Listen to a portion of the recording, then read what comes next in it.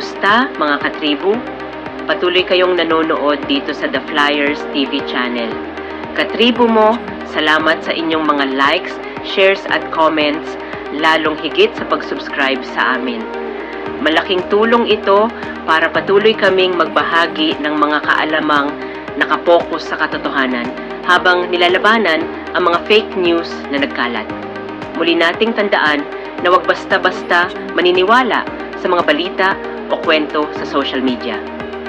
Pairalin natin ang ating critical thinking, lalo na at available naman ang lahat online upang magsagawa tayo ng sariling research.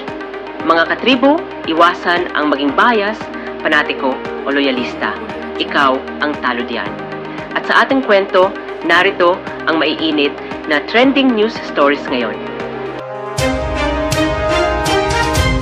Bakit napakalaki ng interes na pinapakita ng China sa ating mga karagatan sa kanluran?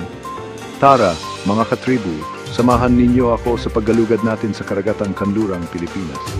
Ang malawak na bughaw na karagatang ito na puno ng buhay sa ibabaw ay may mga sikretong nakatago pa sa kailaliman nito. Ngayon, ating tutuklasin ang yamang mineral na nakatago sa ilalim ng mga alon nito.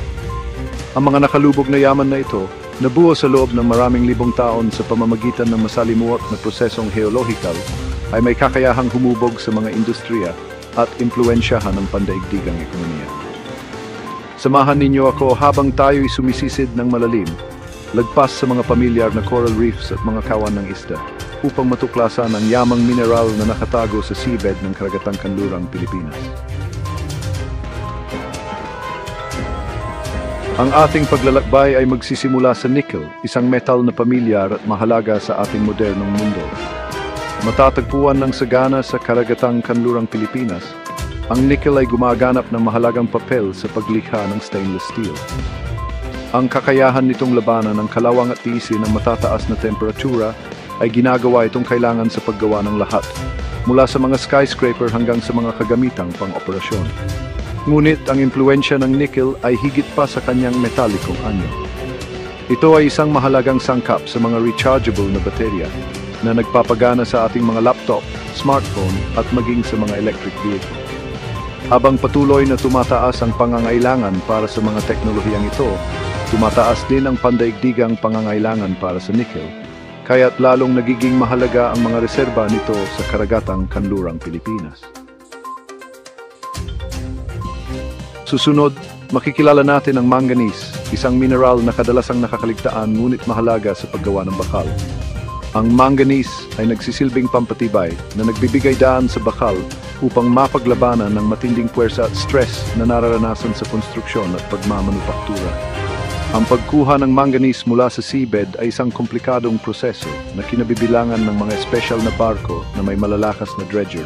Ang mga dredger na ito ay nagsasala sa sahig ng karagatan, kinokolekta ang mga manganese nodules na mga bukol na kasing laki ng patatas na mayaman sa mineral.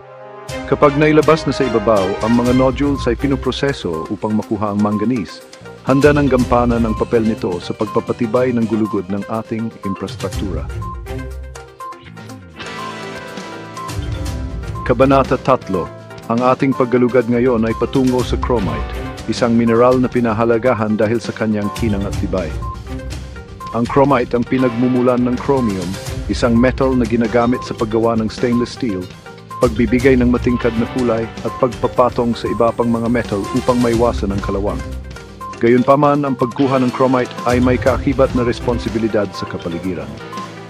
Ang mga aktibidad sa pagmimina ay maaring makaistorbo sa mga marine ecosystem na maaring makaapekto sa buhay at tirahan ng mga lamang dagat.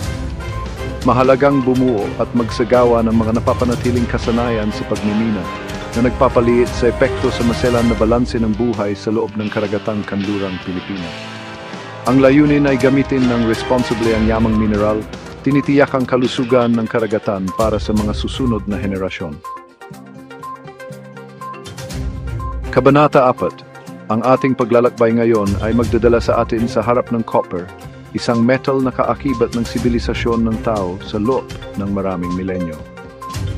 Mula sa panahon ng bronze, kung saan ang mga haluang metal na copper ay nagpasimula ng isang bagong panahon ng mga kagamitan at armas hanggang sa kasalukuyan, kung saan ang mga kable ng copper ang bumubuo sa nervous system ng ating electrical grid. Ang maraming gamit na metal na ito ay humubog sa ating kasaysayan.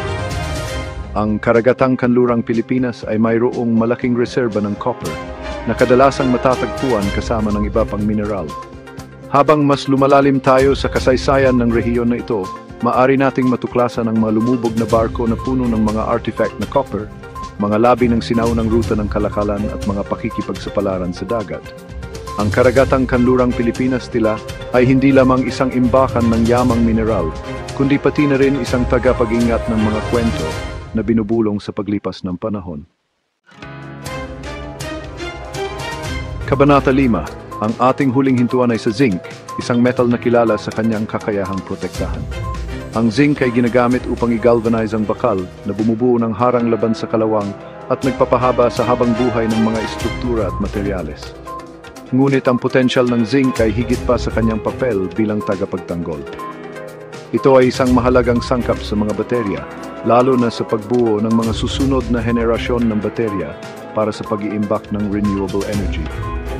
Habang nagsusumikap tayo para sa isang mas napapanatiling kinabukasan, ang pangangailangan para sa zinc ay inaasahang tataas, at ang mga reserba sa loob ng karagatang kanlurang Pilipinas ay maaaring gumanap ng mahalagang papel sa pagtugon sa pangangailangang ito. Mula sa pagprotekta sa ating infrastruktura hanggang sa pagpapagana ng isang mas luntiang kinabukasan, ang navigasyon ng zinc, WDAK. Ang karagatang kanlurang Pilipinas ay hindi lamang isang anyong tubig. Ito ay isang kayamanan ng mahahalagang mineral. Ang mga yamang ito sa ilalim ng dagat, mula sa nickel hanggang sa zinc, ay may potensyal na magpagana sa ating mga industriya, magbigay ng gasolina sa ating mga teknolohiya, at humubog sa ating kinabukasan.